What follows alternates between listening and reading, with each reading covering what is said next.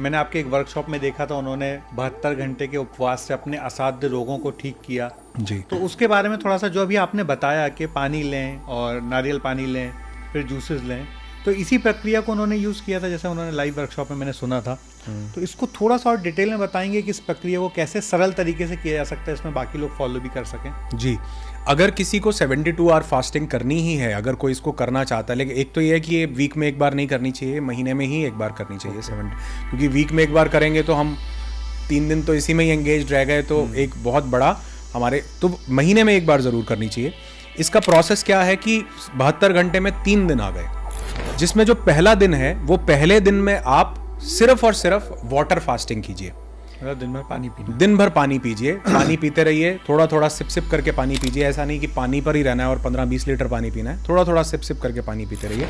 अगर आपको कहीं से भी कमजोरी जैसा महसूस होता है, थोड़ी सी वीकनेस लगती है, कई लोगों को जो शुरू शुरू में करेंगे उनको लगेगी, तो आप इसमें नारियल पानी ऐड कर सकते हैं, साथ में आप ग्रीन टी ऐड कर सकते हैं, क्योंकि बॉडी जब डिटॉक्सिफिकेशन का प्रोसेस कर रही है तो उसको एंटीऑक्सीडेंट्स चाहिए बॉडी के टॉक्सिन्स को बाहर निकालने के लिए, ऑक्सीडेटिव स्ट्रेस को खत्म करने के लिए और फ्री रेडिकल्स को न्यूट्रलाइज करने के लिए। 1 कप ग्रीन टी लेंगे, एंटीऑक्सीडेंट्स पूरे हो गए।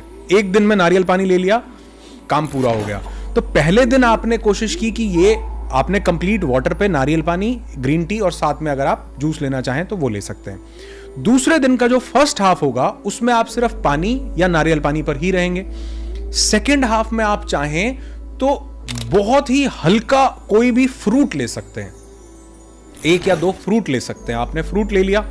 तीसरे दिन जब आप एंटर करेंगे तो तीसरे दिन आप हल्का खाना खाएंगे। शुरुआत आप लिक्विड से करेंगे और फिर उसके बाद आप फ्रूट खाएंगे। जैसे सबसे पहले आप अपनी बॉडी को फाइबर देंगे, उसके बाद आप हल्का खाना खाएंगे, दलिया, खिचड़ी, दलिया, मोटा अनाज, क्योंकि जो मोटा अनाज है उसको हम लोग कॉम्प्लेक्स कार्ब्स बोलते हैं और कॉम्प्लेक्स कार्ब्स पचने में बहुत ज्यादा समय लेते हैं, यानी मुश्किल नहीं पैदा करते, लेकिन धीरे धीरे बॉडी को उनकी एनर्जी मिलती है। और अगर आप मोटा अनाज लेते हैं तो वो अनाज मान लो 4 घंटे में पचेगा, लेकिन 4 घंटे में वो धीरे धीरे धीरे धीरे सस्टेनेबल एनर्जी रिलीज करता रहेगा बॉडी में। अगर आपने एकदम से कार्ब्स खाए, रोटी खाई, तो रोटी एकदम से गई, एकदम से इंसुलिन स्पाइक हुआ, आधे घंटे बाद खत्म, फिर भूख लगने लगती है। अगर आपने मोटा अनाज लिया तो भूख नहीं लगेगी, 4 घंटे में वो बॉडी को उसका धीरे धीरे धीरे धीरे उसका रस निकाल के, न्यूट्रिएंट्स निकाल के बॉडी को वो देता रहेगा।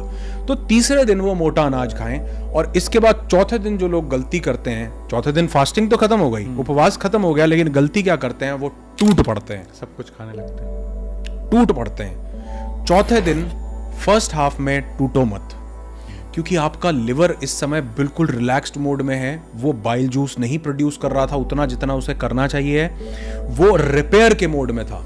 और अगर लिवर एक ऐसा ऑर्गन है जो सेल्फ रिपेयरिंग ऑर्गन है, लिवर अगर खुद को रिपेयर करता है तो आपको पता है लिवर रिपेयर करे तो पूरी बॉडी रिपेयर होती है, क्योंकि हार्ट के पास जो ब्लड जा रहा है वो भी लिवर के थ्रू ही जा रहा है, किडनी के पास जो चीज जा रही है, ब्लड जा रहा है, वो भी लिवर के थ्रू ही जा रहा है। आपके डाइजेस्टिव सिस्टम में जो कुछ जा रहा है लिवर के थ्रू जा रहा है, इसलिए लिवर बीमार होता है, इंसान 50 बीमारियों में जाता है। और अगर आपका लिवर स्वस्थ है, आप अपने हार्ट को, अपनी किडनीज को, अपने लंग्स को, सबको स्वस्थ करने लगते हो। चौथे दिन हमारा लिवर रिलैक्स्ड मोड में था। अब हमने सोचा कि 3 दिन खाना नहीं मिला है, अब पराठे इतने मक्खन के साथ, या फिर आज तो हम पिज्जा भी खा सकते हैं। अब वो लिवर जो रिलैक्स हुआ था, जो बाइल जूस नहीं प्रोड्यूस कर रहा, जो अभी अपने फुल थ्रॉटल पर नहीं है, अगर आपने उसको एकदम से फैटी स्पेशली खाना दिया, तो अब लिवर जो है वो अच्छा होने की जगह उस पर नेगेटिव इंपैक्ट जाएगा। तो बोझ एक साथ आ जाएगा। तो 4th डे ये प्रोटोकॉल यहां खत्म होता है कि 4th डे के फर्स्ट हाफ में आप हल्का खाना खाइए, तला मला और फैट्स को अवॉइड करना है। प्रोटीन लो जितना ले सकते हो बढ़िया, फाइबर लो जितना ले सकते हो बढ़िया, लेकिन हैवी फैट को अवॉइड कर दिया अगर आपने, तो आपने ये 72 घंटे का प्रोसेस पूरा किया। और सिर्फ अगर आपने ये महीने में एक बार भी किया, आप वापस आओगे इस वीडियो के ऊपर 1 महीने बाद और आप कमेंट करके बताओगे कि आपके शरीर के अंदर क्या बदला। ऐसा फूल जैसा हल्का शरीर लगने लगता है, वेट शेड होने लगता है, लोगों की बीमारियां खत्म होने लगती हैं, ऑटोफेजी एक्टिवेटेड हो जाती है 48 घंटे के बाद। सर, ऑटोफेजी में अगर हम फास्टिंग करते हैं तो हमारी प्राण ऊर्जा, हमारे शरीर का ये जो हंगर है, जो भूख है, ये सबसे पहले तो ग्लूकोज को खाता है, इसको एनर्जी चाहिए, सबसे पहले खाने को खाता है।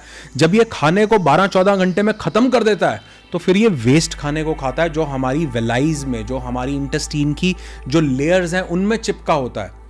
24 घंटे तक ये उसको ईट अप करता है। उसके बाद जब इसको खाना नहीं मिलता, हमारे सिस्टम को भूख लगती है, तो फिर ये फंगी को खाता है, फिर ये बैक्टीरिया को खाता है, ये वायरस को खाता है, और ये खाता है साथ में डेड सेल्स को, जिससे कैंसर होते हैं। मतलब कैंसर डेड सेल से नहीं होता, वो अलग सेल्स होते हैं जो म्यूटेट होने लग जाते हैं, जो कंट्रोल में नहीं रहते। फिर अगर आप उसको 48 घंटे तक कंटिन्यू करते हैं तो 48 घंटे बाद ये प्रोसेस शुरू होता है धीरे धीरे कि अब ये उन सेल्स को ईट अप करना शुरू करता है जो गलत प्रोटीन बना रहे थे, या जो प्रोटीन नहीं बना रहे थे, या जो सेल्स फालतू पड़े थे, या वो टॉक्सिन्स जो बॉडी में फालतू पड़े थे, वो गांठें जो बॉडी में कोई काम नहीं कर रही थी, उसके बाद ये प्रोसेस शुरू होता है। तो ऐसा नहीं है कि 15 घंटे का उपवास किया तो बॉडी ऑटोफेजी में चली गई है, और ऐसा नहीं होता। वो बॉडी जब 72 घंटे का पूरा प्रोसेस एक होता है तब, और अगर 72 घंटे के बाद भी खाना नहीं खाया तो फिर शरीर खुद को ही खाने लगता है, फिर शरीर डिके, फिर वो ऑर्गन्स पे इंपैक्ट आएगा।